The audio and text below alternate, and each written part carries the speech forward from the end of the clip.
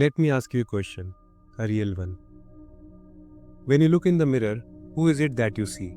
You might say your name, a role, a collection of memories, a person shaped by time, experience, culture, and pain. But look deeper. Look past the eyes, the skin, the posture. Strip away the label. Strip away the biography. Who are you without your story? You were not born with a name, you were given one. You were not born with beliefs, they were handed to you. You did not choose your birthplace, your language, your religion, or the first ideas that filled your mind.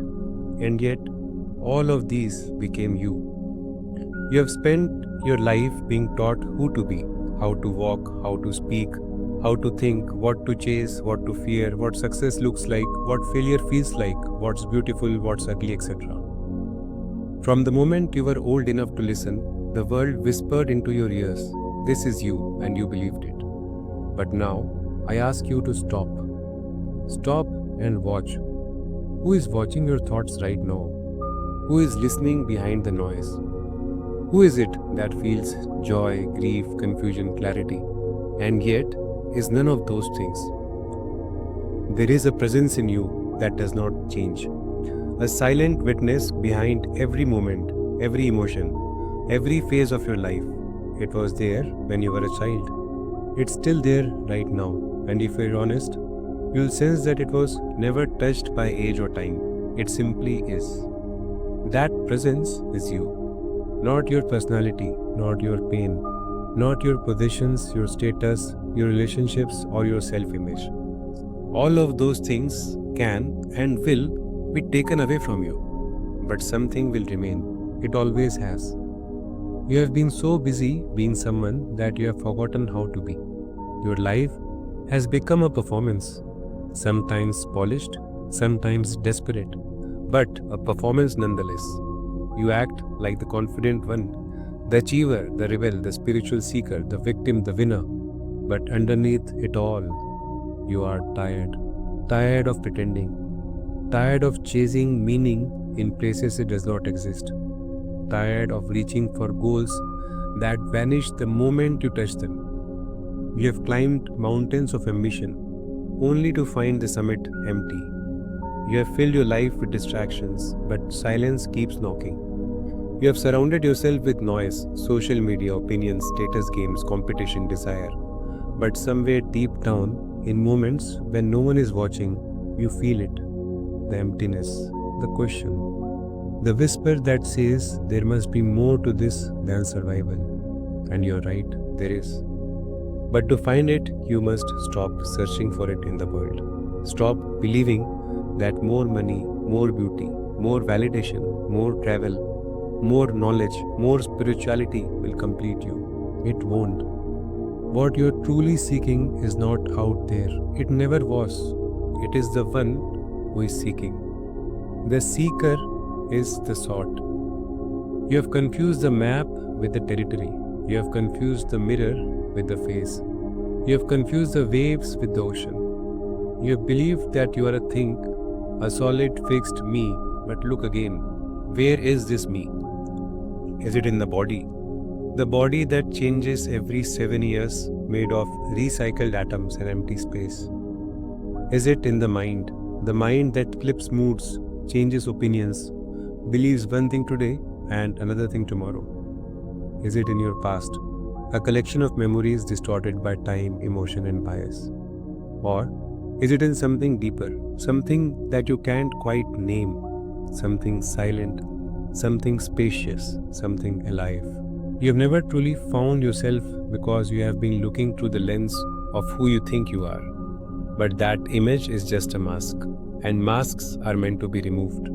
So remove it, stand still, breathe, and ask yourself, if I am not my thoughts, not my roles, not my image, then what am I? Let the question hang, let it burn.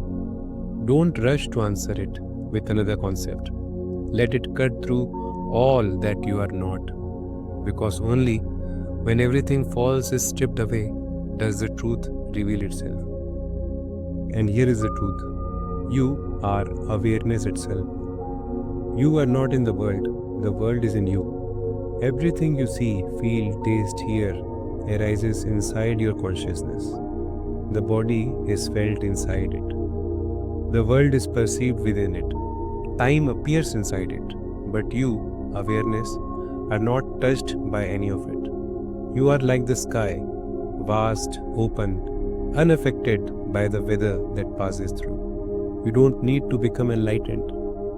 You are already the light. You don't need to awaken. You are what awakening reveals. Right now, in this moment, everything you have ever searched for, peace, clarity, truth, freedom, is already here. Not as a thing to acquire, but as the essence of who you are. And that changes everything. Because once you realize you are not your mind, your fear, or your story, the game collapses. The illusions fall away. You stop playing the endless loop of becoming. You stop chasing shadows. You begin to live, not from thought, but from presence. You begin to see people instead of judging them. You begin to feel life as it is instead of how you wish it to be. I repeat, you begin to feel life as it is instead of how you wish it to be. You begin to act not out of fear or ego, but from clarity, from love, from truth. And perhaps for the first time, you are free. Free from the burden of identity, free from the ache of not enough, free from the need to prove yourself to a world that does not even know itself. But this freedom, it comes with a price. You must die, not in your body, but in illusion.